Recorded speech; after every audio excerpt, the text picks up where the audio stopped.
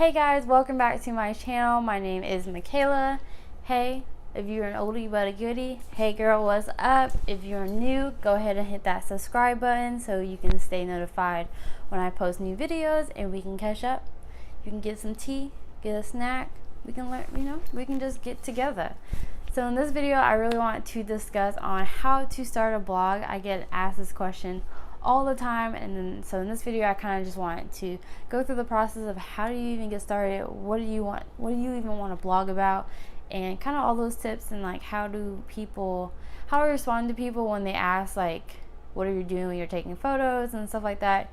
I want to answer all those questions for you in this video. So if you're interested in starting your own blog or just kind of want to know more about blogging, then let's keep going.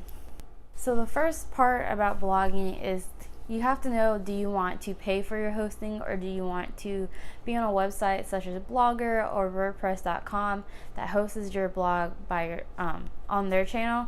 The problem is when you're not self-hosted is that if Blogger or WordPress.com wants to shut down your website or take away your content, just like you're gone, they can, and you don't have any legal right to say no, you can't take this down, hey, this is mine, because technically they own whatever you're writing, and it's really hard to make money on those websites when it's not owned by you. So I highly suggest using WordPress, WordPress.org, or any other like SiteGround, Bluehost, and just using so basically you're paying for your hosting.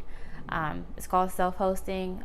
It's Luigi, I think the one I have, which I'll leave my link down below. You'll get it's like $2.95 a month, and you'll get everything that you need to keep your site up and running and safe and protected from scammers, hackers, and all that good stuff. But that's how you make more money, because now companies look at your blog and be like, hey, she's really serious about blogging. She's not going to up and disappear in a month or two, or not post as often. Like, you're being serious about blogging, and so you end up making more money. The second tip is figuring out what platform you want to use. I personally use WordPress.org, and it's been doing just fine. It's easy to use. It's easy to set up through my self-hosting website, which is Bluehost.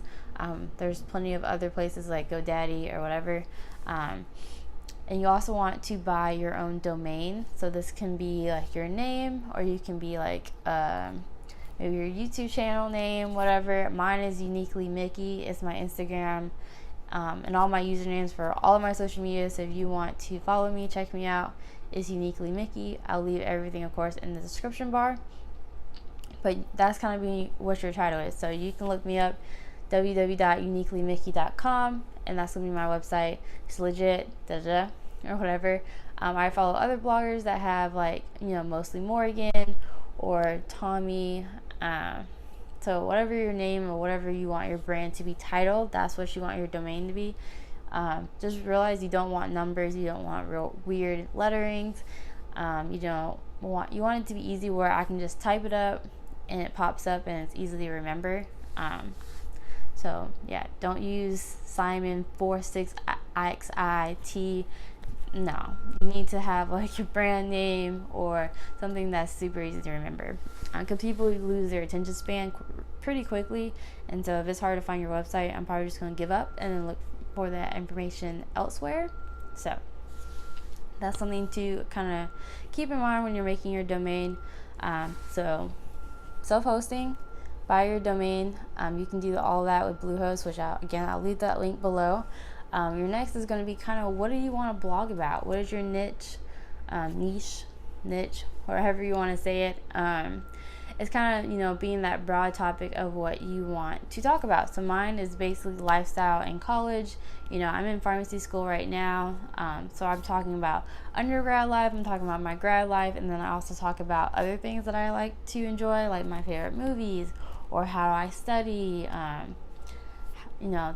here's my outfit of the day, and things like that. So lifestyle is like a really broad topic where you don't want to be specific, but of course you can absolutely be more specific. If you want to talk about how to groom a horse or whatever, you by all means can. If you want to be a fashion blogger, a food blogger, a mommy blogger, you can do, the options are really limitless.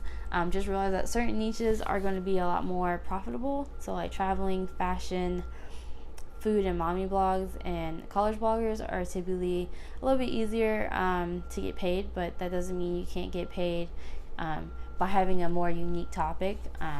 Just keep that in mind. Kind of, you want to pick things or a niche that you really, really enjoy and you like writing. So if you don't really like fashion, but you know that it makes more money and you try to be a fashion blogger, your viewers are going to be able to tell that you're not into what you want to do. And then what eventually happens, you'll stop posting because you're just not interested in posting about fashion or whatever the topic is that you're just trying to make it work.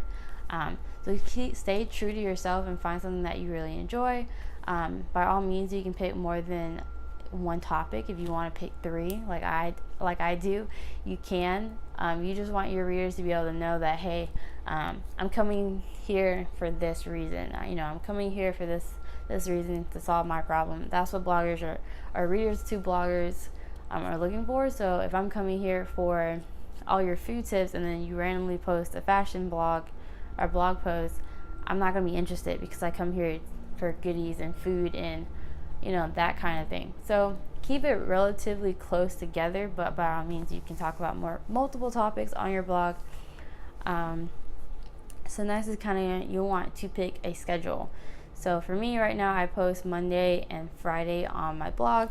That will probably be changing because I want to post more on YouTube, but pick a schedule and be consistent. A lot of people say this on YouTube too, that you want to be consistent. People are gonna, if I know every Monday Michaela's posting a new blog post, then every Monday I'm going to come to her blog to look for that new blog post because I'm ready to read her new content.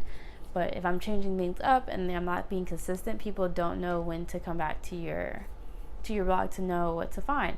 So being consistent, being on a schedule, people love schedules. I have like a little calendar that I keep up with all my ideas, and so I keep writing like ahead of time. So then since I'm in school, I can basically be prepared. So I think I'm good until like the end of November, middle of December with blog posts that I've already written beforehand. And so keeping on a schedule.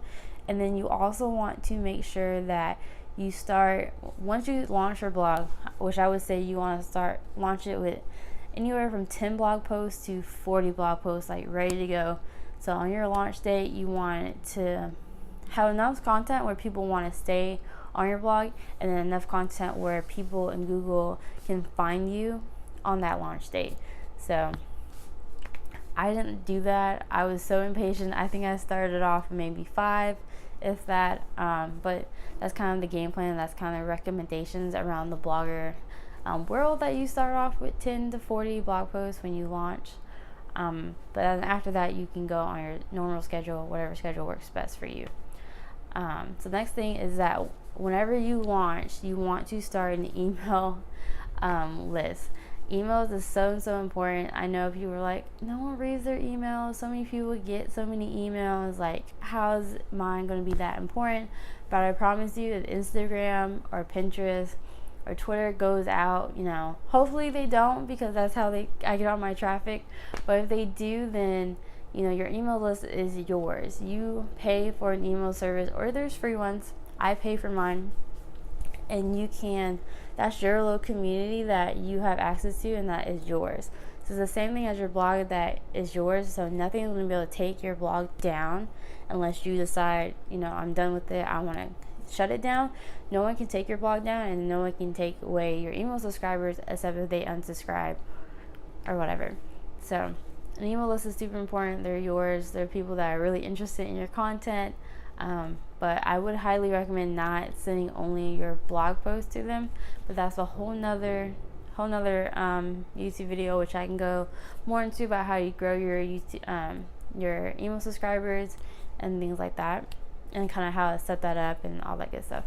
But yeah, that's really it. So hosting your domain, setting up your WordPress.org account so you can set that up.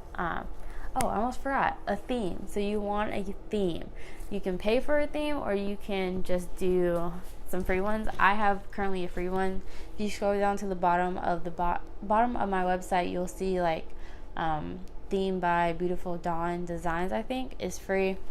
I just used that one just because I wasn't willing to pay for my domain yet.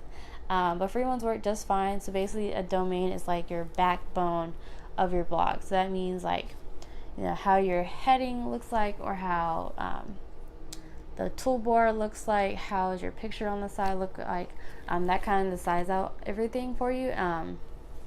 I have edited mine just using some coding.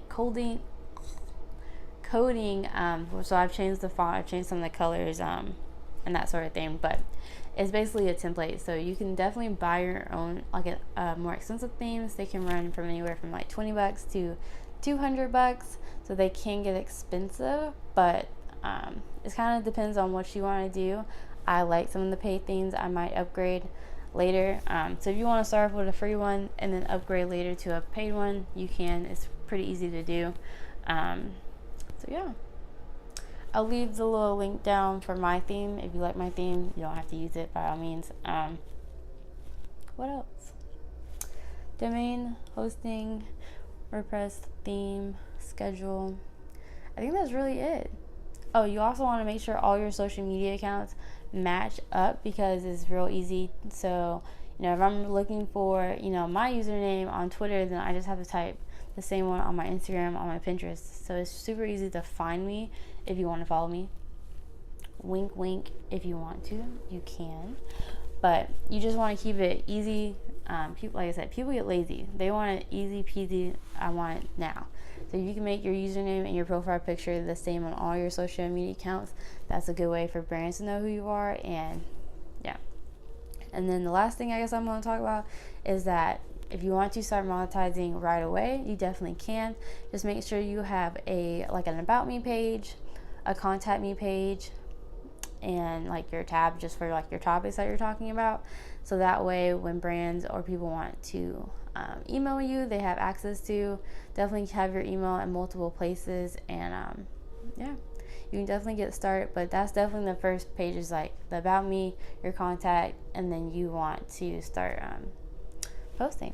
So hopefully this video was helpful. I really hope it was helpful. If it was, go ahead and hit that thumbs up button, subscribe to my channel, and if you want to see this makeup look that I did, I'm not sure if this video will go up before or after the makeup video, but it'll be up if you want to see how I got this full face of e.l.f. Full face glam makeup look using only e.l.f. products. Then you by all means can. I'll leave it linked below once it's uploaded. And yeah, alright guys, stay unique, stay beautiful, and I'll see you in my next one. Bye.